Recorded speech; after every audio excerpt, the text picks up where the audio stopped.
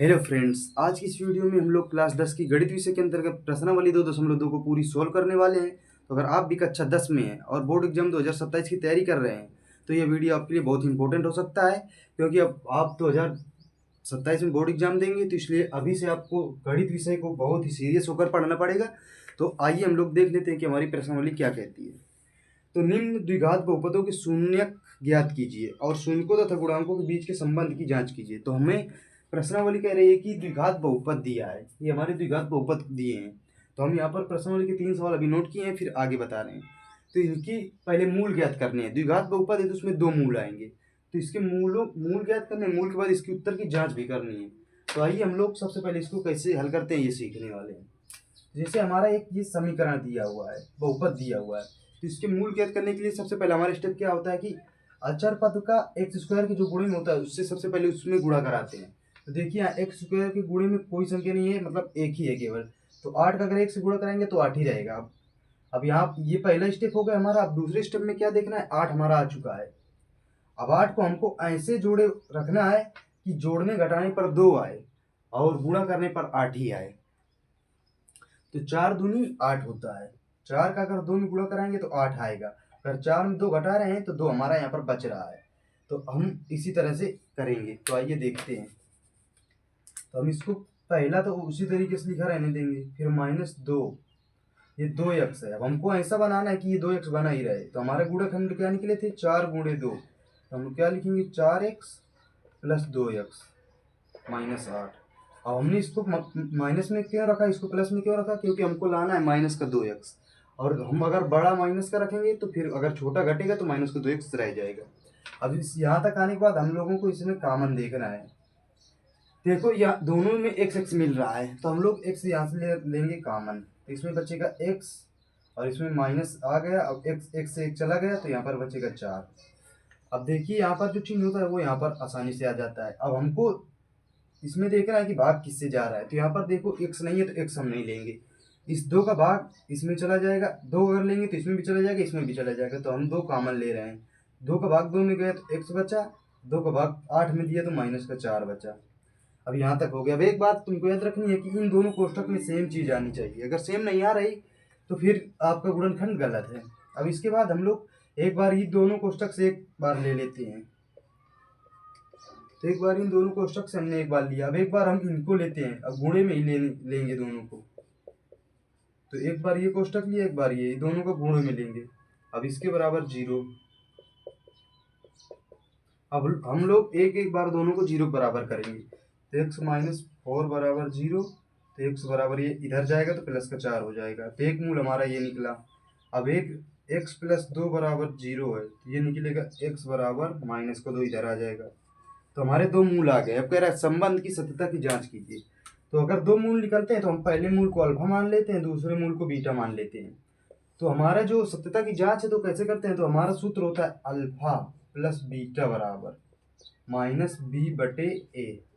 अब -b क्या है, तो यहाँ पर समझो ये हमारा व्यापक जो इसका रूप होता है क्या होता है, ax² plus bx plus c। तो एक्स स्क्वायर के जो गुणे में होता है वो a का मान होता है, और जो x के गुणे में होता है वो b का मान होता है। तो अल्फा प्लस बीटा, तो अल्फा प्लस बीटा हमारे क्या निकले, अल्फा है 4, बीटा है -2।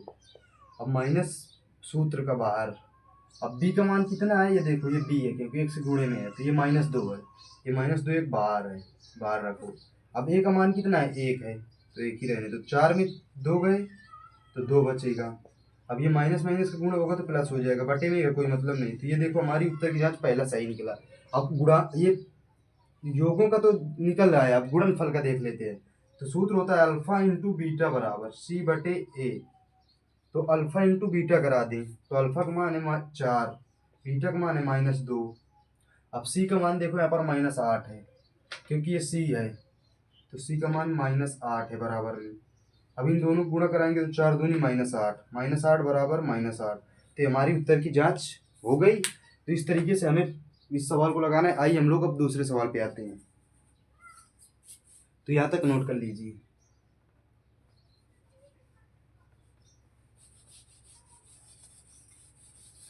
तो आइए अब हम लोग देखते हैं दूसरे नंबर का सवाल। दूसरे नंबर का सवाल क्या कहता है कि 4a², तो अब इसको भी उसी तरीके से करना है। सबसे पहले इन दोनों संख्याओं का गुणा, तो चार चार का एक भी गुणा कराएंगे तो 4 ही आएगा। अब 4 आ गया है तो हमको 4 के ऐसे गुणनखंड निकालने हैं कि जिनका गुणा 4 आए लेकिन जोड़ घटाने पर 4 आना चाहिए। जोड़ने और घटाने पर 4 आना चाहिए, गुणा भी करने पर 4 आना चाहिए। तो इसको हम लोग काट लेते हैं। तो देखो 2 दूनी 4, 2 और 2 जोड़ेंगे तो 4 आ जाएगा। तो हम इसको ऐसे ही सॉल्व करते हैं। तो ये 4s² उसी तरीके से। अब इसको क्या लिख सकते हैं, 2s माइनस 2s। ऐसे क्यों लिखा, क्योंकि अगर 2 और 2 फिर जोड़ेंगे तो 4 बन जाएगा, +1 वैसे ही लिख देंगे। अब इसमें फिर से हमें जोड़ बनाना पड़ेगा। तो देखो इसमें दोनों में ये 2s है, देखो 2 का भाग दोनों में जा रहा है, s का भी भाग जा रहा है, तो हमने 2s कॉमन ले लिया। तो क्या बचेगा, 2s माइनस 1 एक बार जाएगा। अब फिर हम लोग माइनस है तो माइनस लगा लेंगे। अब देखिए हमको इस कोष्टक के हिसाब से इस कोष्टक में मिलाना है, इसलिए हम लोग माइनस का एक कॉमन ले रहे हैं। तो माइनस माइनस का गुणा होगा तो प्लस हो जाएगा 2s, और माइनस प्लस का गुणा होगा तो -1 हो जाएगा। इन दोनों कोष्टकों को सेम लाना है, ये बात जरूर याद रखिएगा। अब हम लोग एक बार इन दोनों कोष्टक से ले लेंगे, तो 2s माइनस 1 एक बार, और एक बार ये आ जाएगा 2s माइनस 1। इन दोनों को एक बार ये आया 2s और उसी के साथ ये -1 आया। इन दोनों को गुणे में रखते हैं, ये बात याद रखिएगा। इसके बाद हम इन्हें 0 बराबर करेंगे, तो 2s माइनस 1 बराबर 0। तो ये हो जाएगा 2s बराबर 1, तो ये s बराबर हो जाएगा 1/2। अब एक चीज़ यहाँ पर देखिए, दोनों में सेम सेम है, दोनों कोष्टक में। तो अगर दोनों को 0 बराबर करेंगे तो दोनों में s बराबर 1/2 ही आएगा। तो इसमें हमारा क्या हुआ, अल्फा का मान भी आया 1/2 और बीटा का मान भी आया 1/2। तो अल्फा बीटा के मान आ गए, तो हम इसके उत्तर की जांच देख लेते हैं। तो क्या कह रहा था, मूलों का गुणनफल तथा योग। तो हमारा वो व्यापक जो होता है वो होता है ax² plus bx plus c। तो अल्फा प्लस बीटा बराबर जो हमारा सूत्र होता है, अल्फा प्लस बीटा बराबर -b/a। तो अल्फा बीटा दोनों सेम ही है, तो 1/2 प्लस 1/2। अब b कितना है यहाँ पर, -4, तो माइनस बाहर लगाया और -4 पूरा आ जाएगा। ये a का मान है, ये b का मान है, ये c का मान है। a बराबर 4, b बराबर -4, c बराबर 1। अभी देखो ये माइनस इसका सूत्र का, इसमें भी माइनस, तो माइनस लगा लिया। a का मान भी 4 है तो 4 रख देंगे। तो एक बट दोनों में देखो हर बराबर हो तो ऊपर की संख्याएं जुड़ घट जाती हैं, तो 1 1 2 और 2 लासा आ जाएगा। अब देखिए माइनस माइनस का गुणा प्लस होता है, तो ये 4 आ जाएगा, 4/4। तो 4 से 4 को काट देंगे, 2 से 2 को काट देंगे, तो 1 बराबर 1। तो ये हमारा योग का हो गया। अब गुणनफल का भी देख लेते हैं। तो अल्फा इंटू बीटा बराबर c/a। तो अल्फा का मान 1/2 है, गुणे बीटा का मान भी 1/2 है, और हमारा c का मान कितना है, 1। a का मान है 4, तो 1/4। अब देखो इस तरह गुणा हो तो ऊपर ऊपर गुणा हो जाता है, नीचे नीचे गुणा हो जाता है, तो 1/4 बराबर 1/4 हमारा आ जाएगा। तो ये देखो हो गया। तो अब चलिए हम लोग तीसरा सवाल भी देख लेते हैं।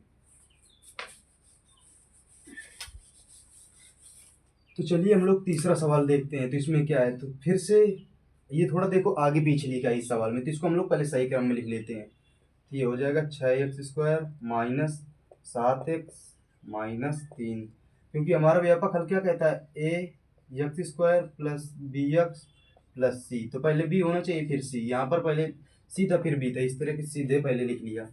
अब इन दोनों संख्याओं को सबसे पहले गुणा, तो 6 का 3 में गुणा कराएंगे तो ये आएगा 18।